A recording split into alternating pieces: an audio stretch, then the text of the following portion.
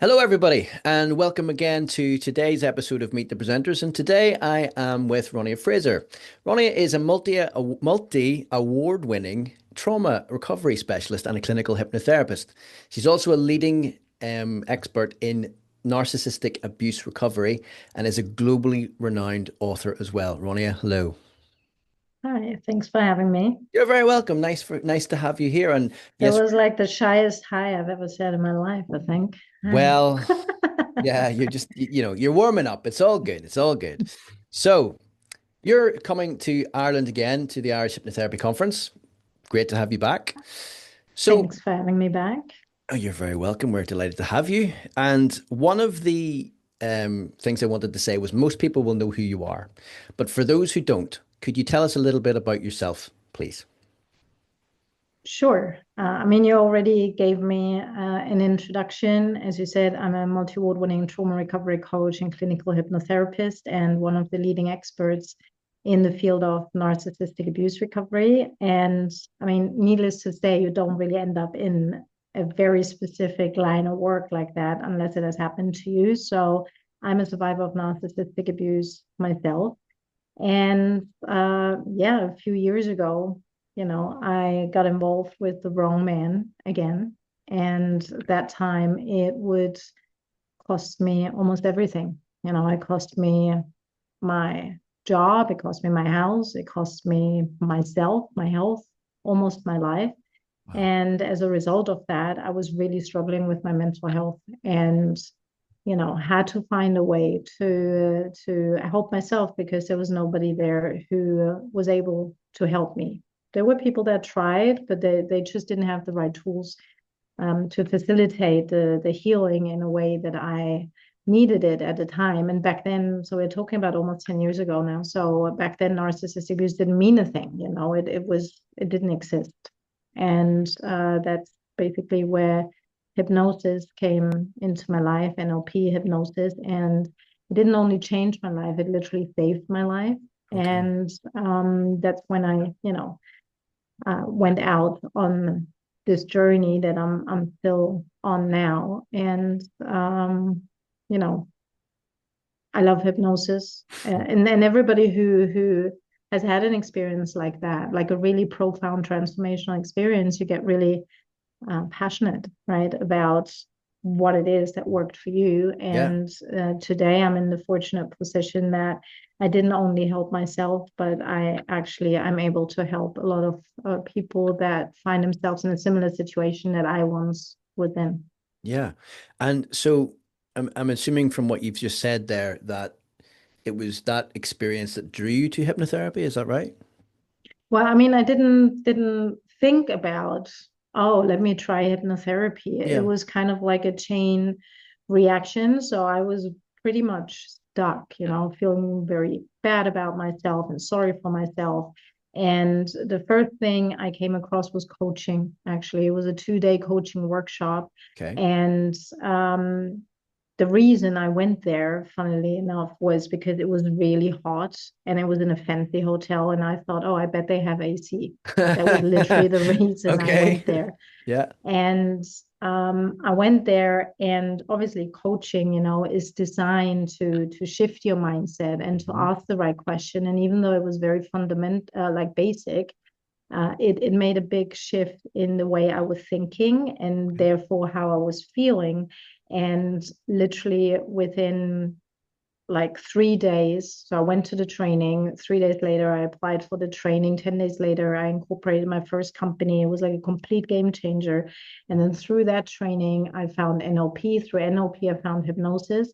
So it was really the chain reaction that took me onto my healing journey because I didn't know what I was looking for. I was convinced that there was something, but what exactly that was, well, no idea. And it basically, went on from there. Okay.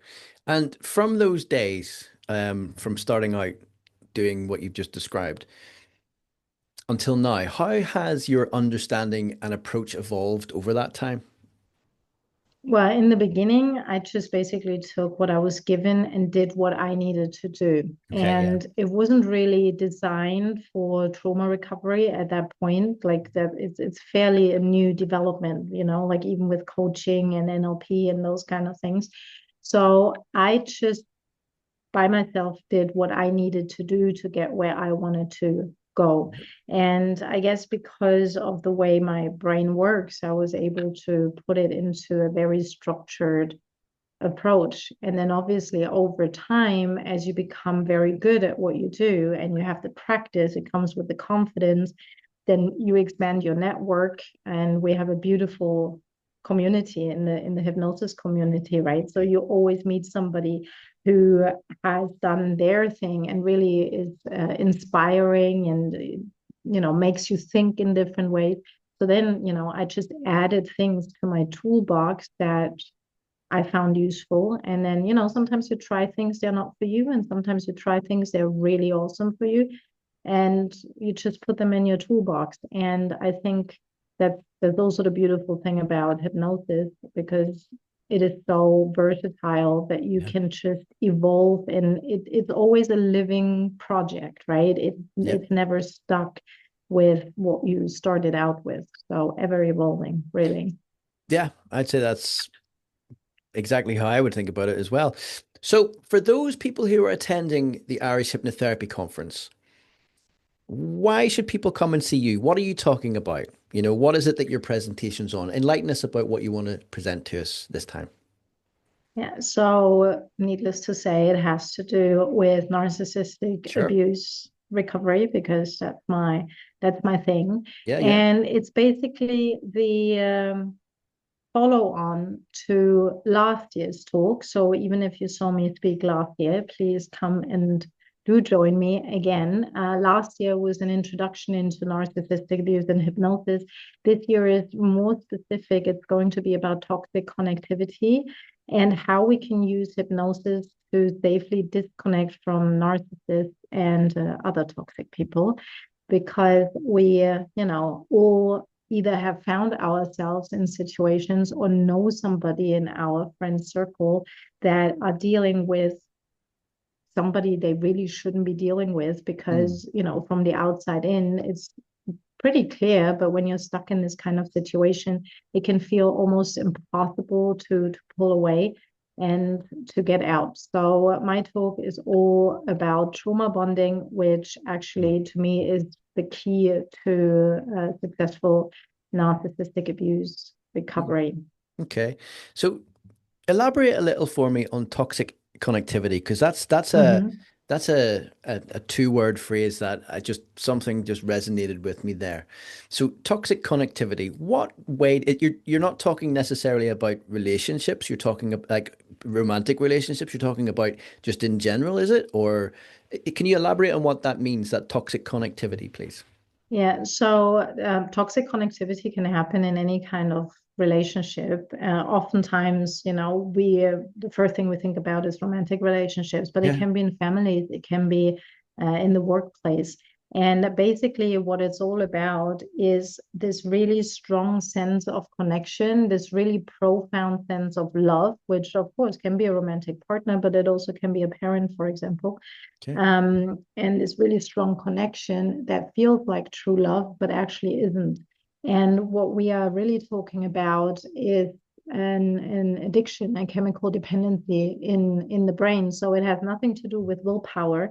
And most of the time, those people that find themselves in those situations, they know very well cognitively that, this is not healthy and I should get out, but they just feel like they cannot. Mm. So this is exactly what we are going to be exploring, like what is actually happening here in the brain. We're going to do a little bit of neuroscience, Oh, cool. not too nerdy, but it's important to understand, because that connectivity, it feels very, very strong, but actually it's toxic, hence toxic Yeah. connectivity, and it doesn't serve us in any kind of way. Okay, no. And another couple of words you used as well, which I just want to explore for my own self, is trauma bonding. What is Mhm. trauma bonding? So, trauma bonding is an incredibly strong emotional bond Mhm. between an abuser and the victim. And again, it can be in any kind of relationship, and it happens when the power dynamic is skewed, you know. So Yeah. it can be in a romantic relationship, but it also can be a parent and a child, or it can be an elderly person and a caregiver, you know. Okay. Stockholm syndrome is, I think, the most Ah, mainstream trauma bond. okay. And it really is this connection that's created. And again, it has nothing to do with willpower. It is a chemical reaction in the brain. Mhm. And I will explain all of that Yeah. in the talk, that then basically bonds us to our abuser, and seemingly impossible to move away, which is part of the whole narcissistic game as well, right? Yeah. Because Yeah. consciously we do know this is not good for us, but No. then we find ourselves stuck in that situation, or Yeah. keep going back, right? Yeah. We all Yeah. know somebody who's left, and they keep going back and they keep going back, and you go like, what are you doing? Yeah. And there is actually so much more to that than just supposedly a weak person, because it's No. the Yeah. exact opposite, actually. Yeah, no, I get that. I get that. No, I'm looking forward to your presentation. And even people who did see you last year, there's an even better reason for you to come back because you can actually see the follow on and Exactly. learn more about it. So I'm looking forward to that. No, that'll be great. So thank you. And one thing I would like to ask you is what would you say to people who are perhaps thinking about attending the Irish Hypnotherapy Conference, and how would you, or what would you say to them to sort of help them along the way to making a decision to come? What's the benefit to coming? The benefit of coming to the Irish Hypnosis Conference, well, Correct. first of all, it's in Ireland, right? That's actually a huge benefit. And Correct. everybody who knows the Irish loves the Irish. You guys Okay. are just Yeah. so incredibly friendly and welcoming. And especially if you're a newbie, that's super important, you know, because you will come and be welcomed with open arms straight away. And it's just such a nice place to make connections and, you know, meet old connections, old friends, and make new ones as Yeah. well. And of course, the topics are so Yeah. versatile. You know, there are so many things to pick and choose from. Mhm. And I'm very much looking forward to coming back to Ireland. Well, we're looking forward to having you back. So, Ronia, thank you so much for your time. And I'm sure everyone will be really looking forward to your presentation next year.